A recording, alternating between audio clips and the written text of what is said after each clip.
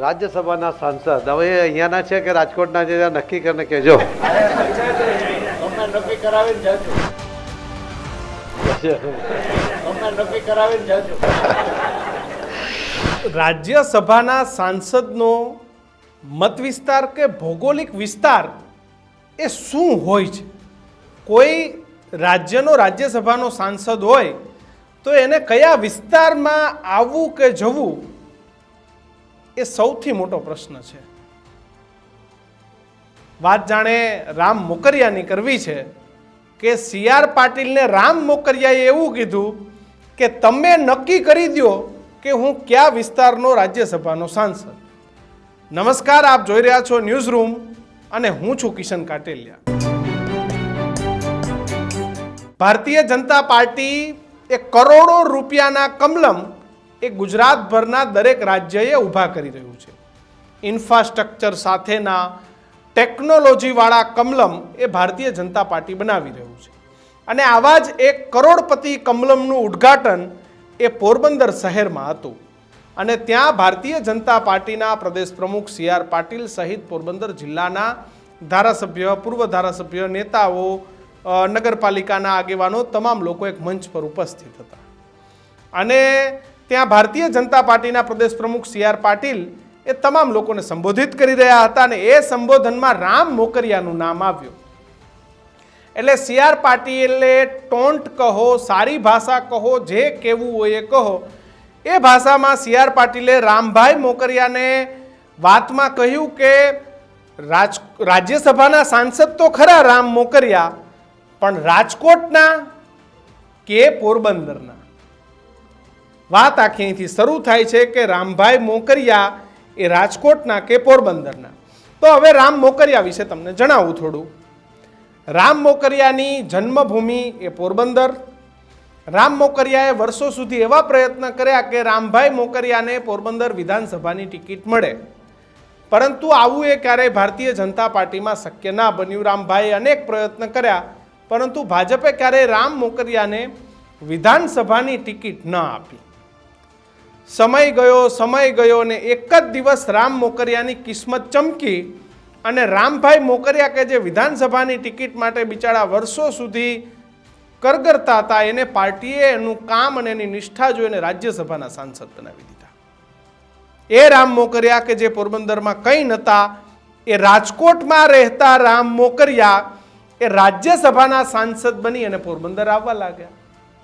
સ્વાભાવિક છે કે રાજકારણમાં હુંસાતુસી, એકબીજાને ઊંચો નીચો દેખાડવાની ભાવના એ હંમેશા હોય છે. બાબુ બોખીરિયાએ વર્ષો સુધી ભારતીય જનતા પાર્ટીમાંથી પોરબંદરના ધારાસભ્ય બનીને ચૂંટાઈને આવતા રહ્યા. અને રામ મોકરિયાનું રહેવાનું રાજકોટ, પણ એમની જન્મભૂમિ પોરબંદર. એટલે પોરબંદર આવતા જતા રહે, પરંતુ સામાન્ય રીતે આવતા રામ મોકરિયાએ રાજ્યસભાના સાંસદ બનીને પોરબંદર આવવા લાગ્યા. જે ઘણા રાજકીય નેતાઓને નહોતું ગમતું, કારણ કે રાજ્યસભાના સાંસદ હોય એનો ડેકોરમ જાળવવો પડે, એને મંચ પર સ્થાન આપવું પડે. ત્યાં કોઈ પણ મિટિંગ હોય, કાર્યક્રમ હોય, સરકારી કાર્યક્રમ હોય, તો રામ મોકરિયાની જન્મભૂમિ હોવાથી રામ મોકરિયાએ કોઈ પણ કાર્યક્રમમાં પોરબંદર આવે. જોકે ઘણા બધા લોકોએ તો રામ મોકરિયા માટે એવી પણ વાર્તાઓ કરી, હાઈકમાન્ડમાં ફરિયાદો કરી કે રામભાઈ પોરબંદર ના આવવા જોઈએ. એ રાજકોટ રહે છે તો એ રાજકોટના રાજ્યસભાના સાંસદ તરીકે ત્યાં પ્રવાસ કરે, ત્યાંના કાર્યક્રમમાં જાય, પણ પોરબંદરમાં નહીં. પણ ફરી સમયનું ચક્ર બદલાયું કે અર્જુન મોઢવાડિયા ભાજપમાં ગયા, ત્યાંના ધારાસભ્ય બની ગયા. બાબુલાલ એ ધારાસભ્ય તરીકે ત્યાં નથી રહ્યા. એટલે ફરી રામભાઈ અને અર્જુનભાઈની મિત્રતા પણ સારી, એટલે ફરી રામ મોકરિયાનો પોરબંદર જવાનો જે સિલસિલો છે હાલ વધી રહ્યો છે. એવામાં CR પાટીલે ટોન્ટ મારતા કહ્યું કે રામભાઈ રાજકોટના સાંસદ કે પોરબંદરના સાંસદ.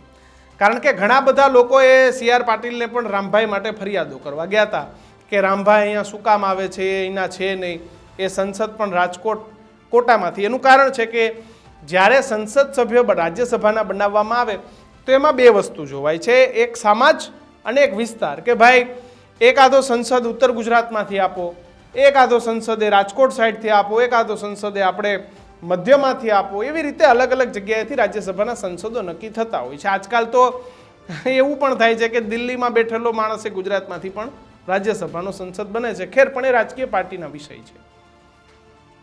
એટલે રામભાઈએ પણ જવાબ આપતા CR પાટીલને એવું કીધું કે આજે તમે નક્કી કરતા જાઓ કે હું ક્યાંનો સંસદ. શું કીધું કે તમે નક્કી કરતા જાઓ કે હું સંસદ ક્યાંનો. રાજ્યસભાના સાંસદ હવે અહીંયાના છે કે રાજકોટના છે ત્યાં નક્કી કરીને કહેજો. તમને નક્કી કરાવીને જજો. જશે. ના પડે ને અહીંયા ના પડે. પણ એ એટલા માટે નક્કી થાય એમ નથી કે એ તો આખા રાજ્યના ગણાય. રાજ્યસભા એટલે અપર હાઉસ. એટલે રામભાઈએ પણ વ્યવસ્થિત જવાબ આપી દીધો, કારણ કે આજે મેણા ટોણા કરતા રાજકીય લોકો હતા કે જે રામ મોકરિયા માટે ફરિયાદો કરતા કે વારંવાર અહીંયા આવી જાય છે, સ્ટેજ પર બેસી જાય છે, એ તમામ લોકોને પણ CR પાટીલના મોઢેથી જ કેવડાવવાનું પસંદ કર્યું. એટલે રામ મોકરિયા એ સંસદ ક્યાંના એનો જવાબ આપતા CR પાટીલ કે છે એ તો રાજ્યસભામાં છે. ભાઈ એને તો આખું ગુજરાત લાગે. શું કીધું કે રામ મોકરિયા એ ગુજરાતના રાજ્યસભાના સંસદ છે એટલે એને આખું ગુજરાત લાગે. તમે એવું નક્કી ના કરી શકો કે પોરબંદરના સંસદ કે રાજકોટના સંસદ.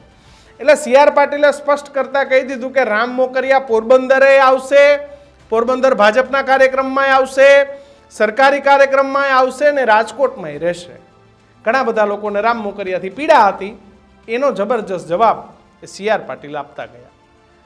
રામ મોકરિયા એ પોરબંદરના જન્મેલા છે અને રાજકોટમાં એમનો વ્યવસાય વેપાર ને એમનું રહેણાંક છે. જોકે CR પાટીલના જવાબથી ઘણા બધાને જે રામ મોકરિયાથી તકલીફ હતી એનો જવાબ એ CR પાટીલે ખૂબ સારી રીતે વ્યવસ્થિત આપતા ગયા. CR પાટીલે કોને આ જવાબ આપ્યો કે કોણ એવા લોકો હતા જે પાટીલને ફરિયાદ કરવા જતા હતા અને CR પાટીલે ફરિયાદીને આ જવાબ આપ્યો, એ વ્યક્તિ પોરબંદરનો કોણ છે? જો એનું નામ તમને ખબર હોય તો કમેન્ટ બોક્સમાં લખતા રહેજો. અને આવી જ રાજકીય ચુગલખોરી સાંભળવા ન્યૂઝરૂમને જોતા રહેજો. નમસ્કાર.